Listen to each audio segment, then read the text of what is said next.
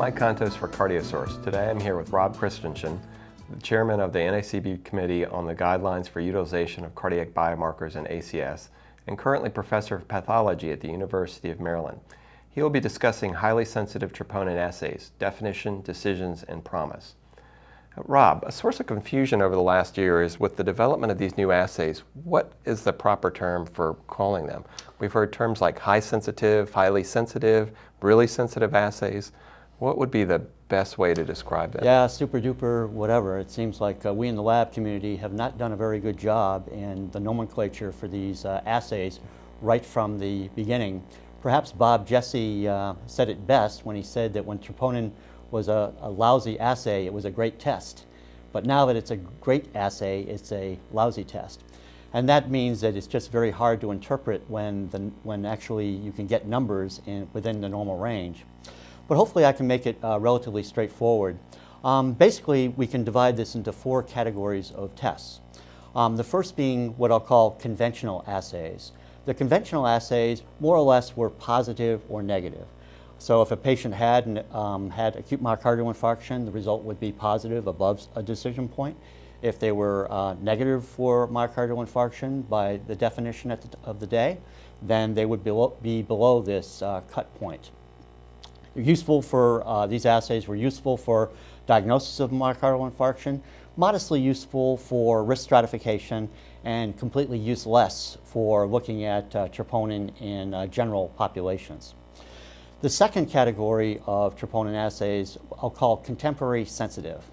Now these assays reach the goal of having a 10% imprecision, so 10% CV at that 99th percentile cutoff that has been advocated by the global health or the global definition group. These assays are useful for diagnosis of myocardial infarction, useful for risk stratification, but again, you can't see down below the waterline into the normal range, so these are not useful for looking at general populations. If we move up to a term that is now used frequently called highly sensitive troponin assays, and I should note that none of these is currently cleared by the FDA, so none of these are available for laboratories to run at this point. These assays, if you look at the normal range, you can see about 50%. You can get measurable values for about 50% of the values within the normal range. These assays are useful for diagnosis of MI, useful for risk stratification in ACS, and also useful for detecting troponin in normal populations. And so these populations are important because there's a building literature, building evidence that these values in the general population could be important for determining who may go on to have heart failure or to have an acute coronary syndrome later on. Now the last category of tests are the supersensitive tests. These tests you would be able to detect 95% of normal individuals within that reference group. These would be useful for MI diagnosis, also for risk stratification, and would be quite useful for stratifying patients within that general population and assigning risk. Well, now that we have these really sensitive assays, typically one part of the definition of for acute MI is that the value has to exceed the 99th percentile. Since we now can detect troponin in many normal people, do we have to redefine what a normal population is to get a 99th percentile? Boy, Mike, there's a lot of issues in this, and there really is not consensus about what really that normal population should be called from which the 99th percentile is determined. Should it be medical students, all folks in their 20s and early 30s, or should it be the population from which most of the ACS patients might show up to our emergency departments? So there's a lot of controversy about what exactly should be used.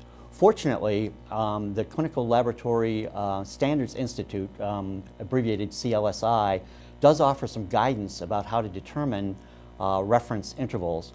They say that about 120 individuals per group. So if there's no variation between gender, race, age, then 120 would be enough.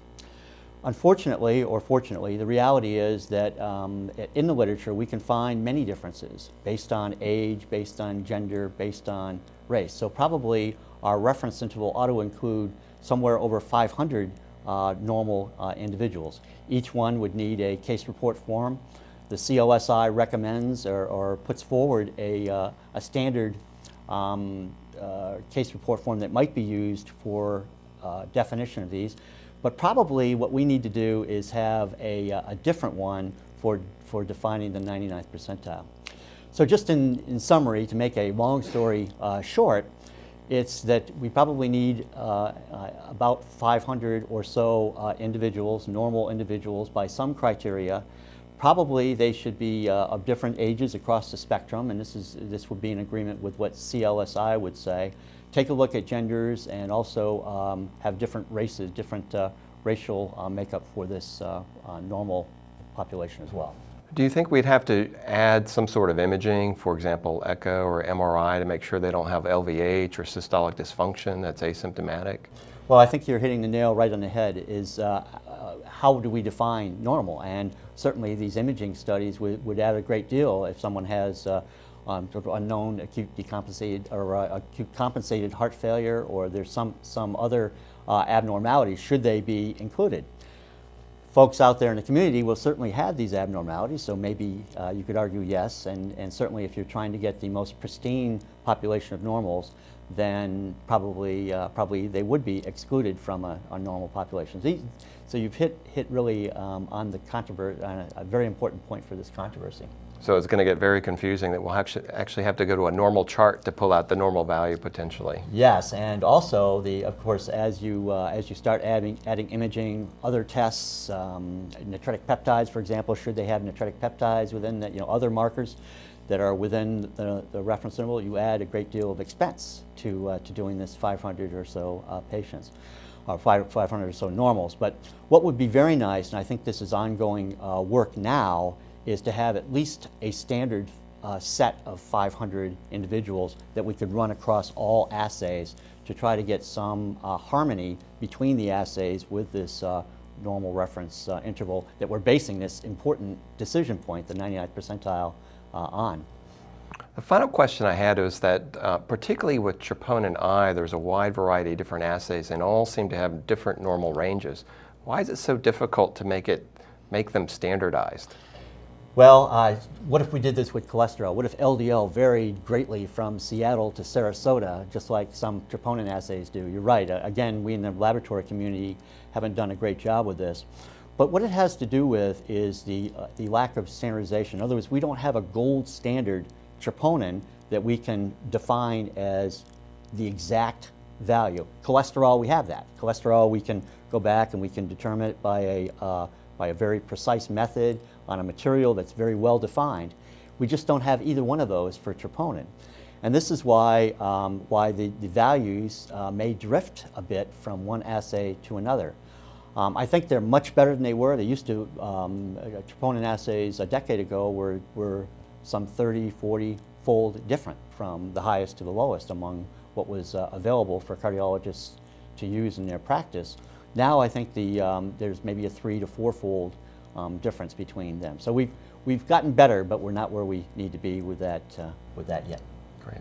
Rob, thank you for joining us today to answer a lot of these questions that have been cardiologists have been trying to deal with for many years. For more information, please visit the biomarker community at cardiosource.org. Thank you.